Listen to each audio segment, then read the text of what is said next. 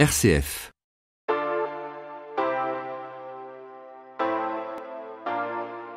Le gros plan sur RCF Jéricho-Moselle, présenté par Cédric Rouillon. Nouveau gros plan sur les mobilités en partenariat avec le réseau LEMET.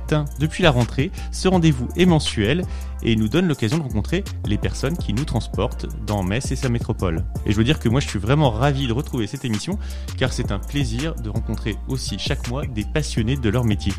Alors aujourd'hui, nous allons parcourir l'actualité des transports avec Joël Courcial, responsable du pôle management au réseau LEMET. Bonjour. Bonjour. Alors vous l'entendez avec nous dans notre studio. Et puis au téléphone, Nathalie Petit, responsable de la communication du réseau, mais qui nous retrouve par téléphone. Bonjour Nathalie. Bonjour. Alors, avec vous, nous allons parler d'un sujet important, pour ne pas dire vital dans la vie d'un réseau de transport en commun.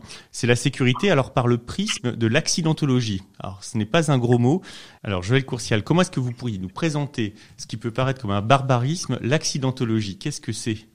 Alors, l'accidentologie ou la sécurité, vous avez employé, c'est les incidents ou les accidents qu'on rencontre tous les jours sur notre réseau, car il faut savoir quand même que c'est assez quotidien chez nous. Nous avons des chutes de clients, nous avons des accrochages, et on avait eu une année qui avait été très compliquée, qui était 2017, et depuis l'entreprise, par le biais de moi-même, on a pris ça en main et on voulait avoir une baisse de l'accidentologie et de la sécurité forcément. Quand on est client, on ne se rend pas forcément compte du rythme parce qu'en général, on prend le bus et tout va bien. C'est ça. En général, tout va bien. Et on se rend pas compte effectivement de tous les incidents ou les accidents qu'il peut y avoir sur notre réseau. En un chiffre, je vais vous donner, 2017, c'était 343 accidents. 2019, ça a été plus que 243. Donc, sans accident en deux ans qui ont baissé. Accident ou incident, j'aime bien dire les deux. Quand je parle d'incident, je vais dire plus de chutes de clients. Et aujourd'hui, on a un vrai sujet et notre année 2020 est portée là-dessus. C'est notre chute dans les véhicules et surtout dans les métis où on a une augmentation de ces chutes-là. Je pense que c'est surtout dû à ce mode de transport, un mode de transport doux, puisqu'il faut savoir que les métis ne s'arrêtent pratiquement jamais au feu, marquent tous les arrêts, n'ont pas de circulation dans leur voie.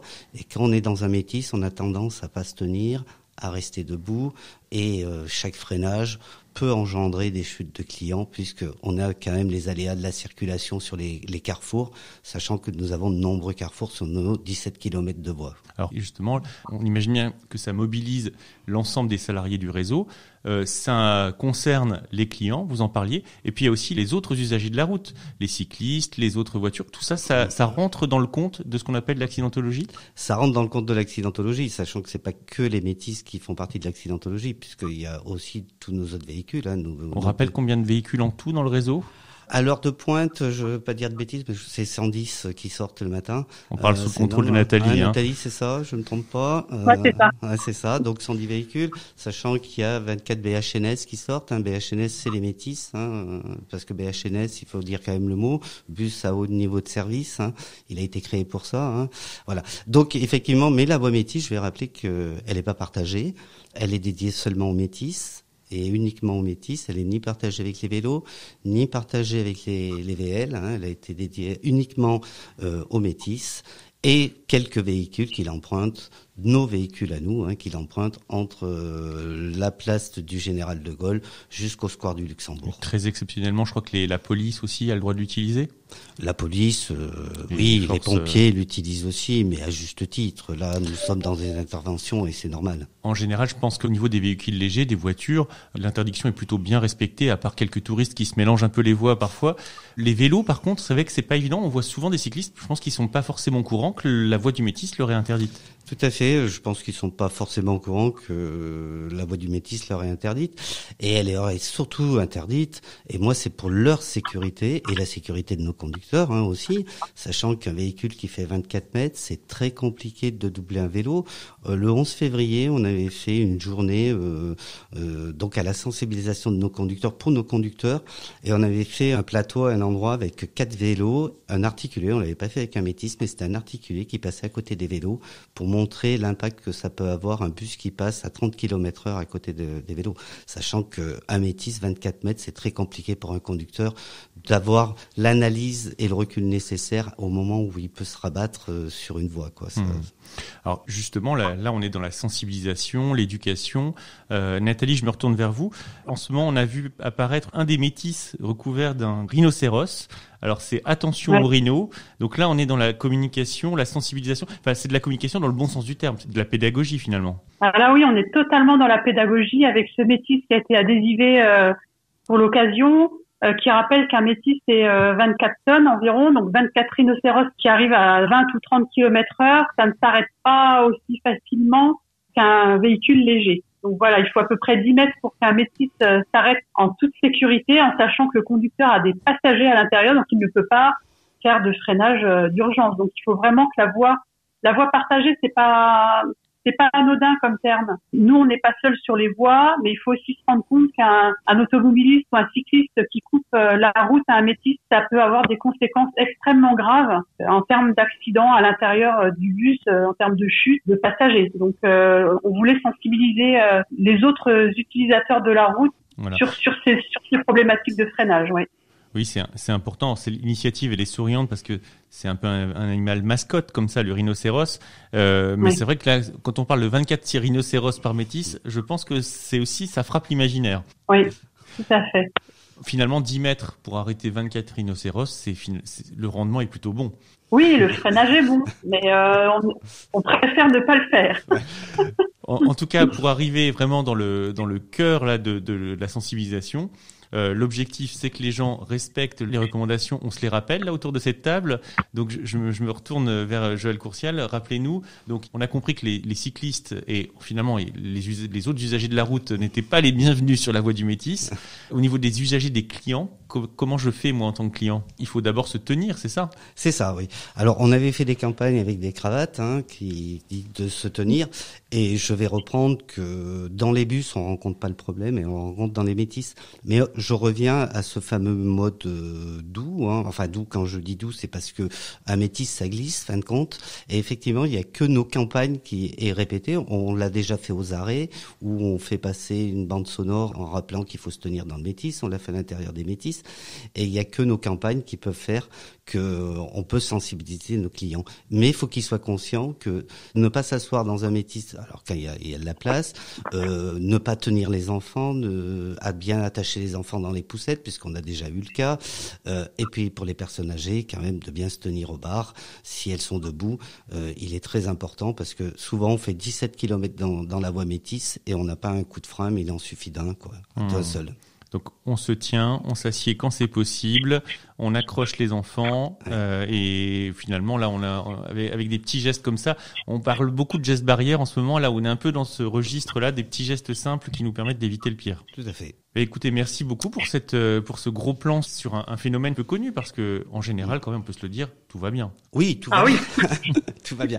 Je voudrais quand même rajouter un petit mot, parce que par rapport à tout ça, si je peux me permettre. Allez-y, je vous en prie, Monsieur Courcial. Effectivement, il y a la sensibilisation de nos clients, mais je voulais quand même rajouter que nous avons bien sensibilisé nos conducteurs par rapport à ça, puisqu'ils ont des formations, et je tiens à le dire, ils sont suivis régulièrement par leurs responsables de groupe, qui leur font des audits de conduite pour l'anticipation par rapport au feu, par rapport au freinage.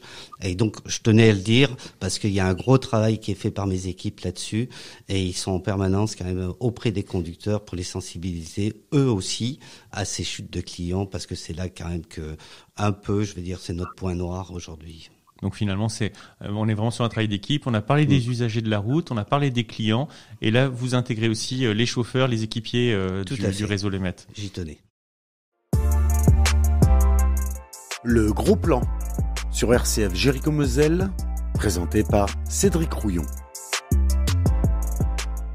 Alors, Nathalie Petit, je vous remercie d'être venue. On va faire peut-être rapidement passer en revue quelques brèves du réseau, parce que on se voit tous les mois avec le réseau Le Met, et c'est l'occasion aussi de balayer comme ça rapidement 2-3 nouvelles, parce qu'il s'en passe quand même pas mal sur le réseau.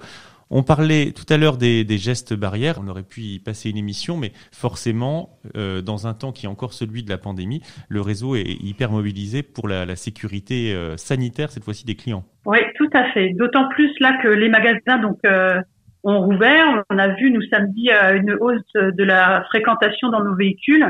Donc, tout ce qu'on met en place au niveau du nettoyage des véhicules qui a été renforcé est d'autant plus visible et impactant, je dirais. Concrètement, là, c'est une désinfection quotidienne, 7 jours sur 7. Expliquez-nous. Alors, 7 jours sur 7, tous les véhicules sont désinfectés tous les soirs, nettoyés, désinfectés avec un virucide. Dès qu'ils rentrent au centre de maintenance, le plein est fait, puis les équipes de maintenance travaillent la nuit pour désinfecter tous les barres de maintien, les boutons, les accoudoirs, etc. Et en milieu de journée, sur les lignes Métis et les lignes 1, 2, 3, 4, 5, qui sont les plus grosses lignes du réseau qui accueillent 85% de nos clients, il y a un nettoyage qui est fait en milieu de journée. Un nettoyage supplémentaire, donc du poste de conduite du conducteur et également de tout l'habitacle des passagers. Vous me le disiez, pour le réseau, c'est un effort considérable, y compris au niveau financier d'ailleurs. Ah oui, tout à fait. Ça représente plus de 9 000 € par mois pour mettre en place ces équipes supplémentaires qui viennent nettoyer les véhicules du lundi au samedi. En tout cas, on les remercie, toutes ces personnes qui se donnent beaucoup de mal pour garantir la sécurité sanitaire, cette fois, de tous les passagers. Ouais. D'ailleurs, ils sont remerciés régulièrement au terminus quand les clients montent dans les bus, ils sont rassurés, ils sont heureux, ils les remercient. Alors, une autre brève, un autre fait marquant du réseau, en plus il y a des garçons autour de la table. Excusez-moi Nathalie, vous êtes au téléphone, mais on aime toujours jouer avec des nouveaux jouets et forcément ça frappe l'imaginaire aussi d'avoir des nouveaux bus dans le réseau. Je crois que la métropole a confirmé ces investissements qui sont toujours assez considérables à Metz, oui. Et donc on a vu de nouveaux gros jouets débarquer dans les centres du réseau. Écoutez, j'ai beau être une femme, mais moi aussi je suis contente quand on accueille des nouveaux véhicules. Corrigez mon sexisme honteux. C'est fait. Donc cette année, oui, on ajoute 3 nouveaux véhicules, 3 nouveaux Métis, qui viennent renforcer les 27 déjà présents sur le réseau. On a accueilli également 5 nouveaux bus articulés de 18 mètres et 4 bus standards. Là, en 2021, on a une nouvelle navette électrique aussi qui arrive pour la navette de centre-ville. Alors quand on dit qu'il y a du nouveau matériel comme ça qui arrive, notamment pour les Métis qui, dans notre imaginaire collectif, sont plutôt des véhicules qui sont récents dans la vie de la ville, c'est des véhicules en plus, c'est des véhicules qui viennent remplacer les autres, c'est des véhicules qui viennent densifier? Alors pas pour le moment, ils viennent pas remplacer les autres. Ceci étant, le réseau est ouvert depuis 2013, donc là ça fait déjà 7 ans. Il faut qu'on ait en tête que les véhicules, au fur et à mesure, il va falloir les remplacer. Or, Metz Métropole a acheté 27 Métis en une fois, mais ils pourront pas changer les 27 en même temps quand ils vont être en fin de vie. Donc, il faut penser comme ça en termes de renouvellement, acheter régulièrement des nouveaux véhicules qui permettent de faire de la maintenance un peu plus préventive et un peu plus poussée sur les véhicules qui commencent à avoir quelques soucis comme tout véhicule. Et donc, c'est du renouvellement de parc qui est, je dirais, normal pour un réseau de transport. C'est de la gestion de bon père de famille, comme on dit. Exactement. Et on a des petites nouveautés dans ces véhicules, dans les Métis, avec des écrans d'information voyageurs et des ports USB pour pouvoir recharger son téléphone portable. Quand on parlait de gros jouets. Eh bien, voilà. En tout cas, Joël Courcial et Nathalie Petit, merci d'avoir accompagné nos auditeurs pendant ces quelques minutes où on a fait ce fameux gros plan sur les réseaux Le Met, et puis on se retrouve pourquoi pas pour un prochain numéro. Ok. Pas de souci, merci. Merci à vous. Bonne journée. Bonne journée.